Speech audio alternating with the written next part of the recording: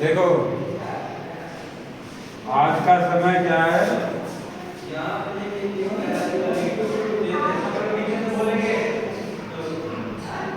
पहले के समय में राजा महाराजा होते थे। क्या होते थे? राजा महाराजा। राजा महाराजा के बेटों को क्या कहा जाता था? राजकुमार, राजकुमारी। ये मर जाते थे तो कौन राजा बनता था? राजकुमार। बाबर का बेटा अकबर बना ना। लेकिन आज के समय में ऐसा नहीं होता है। आज के टाइम में है लोकतंत्र, लोगों का तंत्र, लोगों का सिस्टम है। जो लोग चाहेंगे वो होगा। तो आज के समय में राजा का बेटा राजा नहीं बनेगा, राजा वो बनेगा जो काबिल होगा। ठीक है। जैसे अगर राजा का बेटा कोई राजा, राजा का मतलब है कि प्रधानमंत्री जो देश के सबसे पावरफुल पोजीशन पे बैठा हुआ है।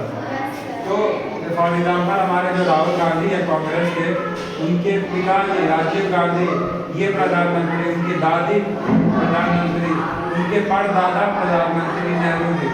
ठीक है। लेकिन वो राजा वो प्रधानमंत्री नहीं बने। हो सकता है आने वाले समय में लोग उनको पसंद करें बन जाएगा। लेकिन एक मामूली चाय वाला क्या बन गया देश का हमारा प्रधानमंत्री श्री नरेंद्र मोदी बने ना। एक सिंपल जो चाय बेचते थे वो आज हमारे देश के प्रधानमंत्री बन गए ना।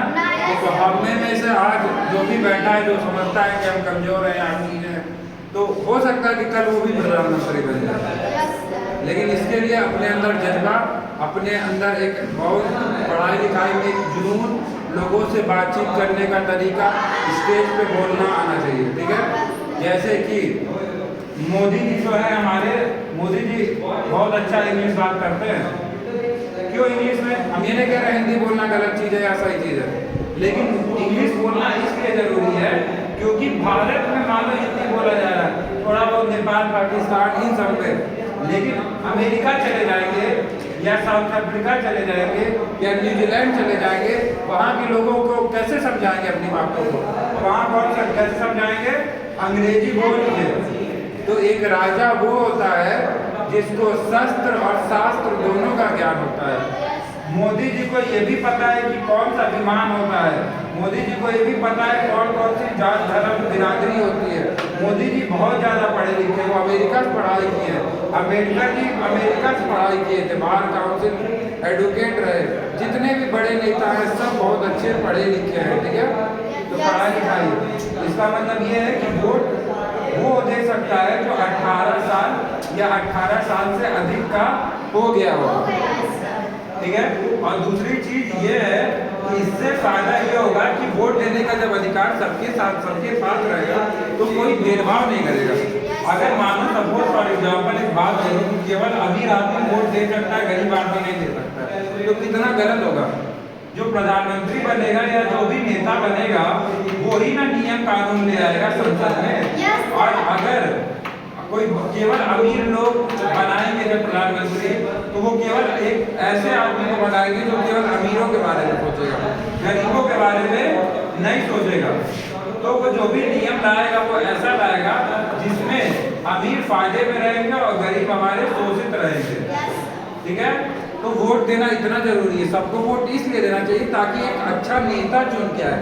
जब एक अच्छा नेता, सोचो एक भ्रष्टाचारी नेता, एक करप्ट नेता जो हर चीज में पैसा लेता है, जात धर्म आपस में लड़वाता है, वो देश का नेता बनेगा, मुख्यमंत्री बनेगा, प्रधानमंत्री बनेगा, तो प्रदेश राष्ट्र में लड़ाई होगा, झगड़ा होगा, खराब माहौल होगा, वहाँ की इकानमी अर्थशास्त्र खराब हो जाएगा। ठीक है। लेकिन अगर कोई पढ़ा लिखा एक सभ्य आदमी, एक संस्कारी आदमी, जो आदमी जमीन से उठा हुआ है वो बनेगा, तो क्या होगा? देश मजबूत बनेगा।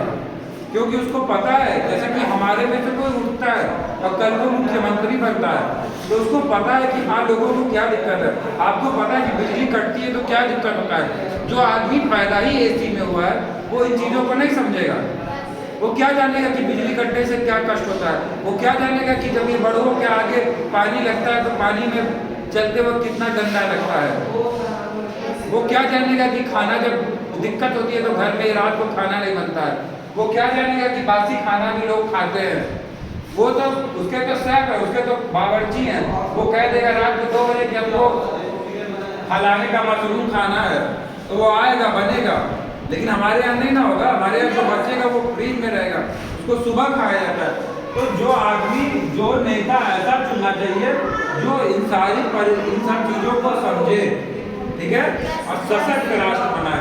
इसलिए वोट देना जरूरी है, ठीक है। मम्मी पापा को हमेशा कहिए कि नहीं आप जाइए वोट दीजिए, वोट देना कितना जरूरी। लोगों को ये लगता है कि एक वोट से क्या होगा, लेकिन क्या पता कि एक आदमी 2 लाख वोट पाया और एक आदमी 1,99,000 वोट पाया, केवल एक वोट से वो हार जाएगा चुनाव।